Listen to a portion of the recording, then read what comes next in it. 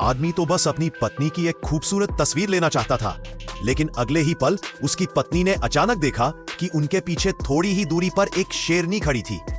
पत्नी इतनी डर गई कि उसके मुंह से आवाज ही नहीं निकली। वो बस हाथ से इशारा करके बताने लगी। हैरान परेशान पति को कुछ अजीब महसूस हुआ।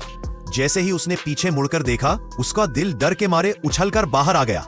पत्नी जोर से चिल्लाई और भागने को तैयार हो गई, लेकिन पति ने झट से उसे पकड़ लिया और भागने नहीं दिया।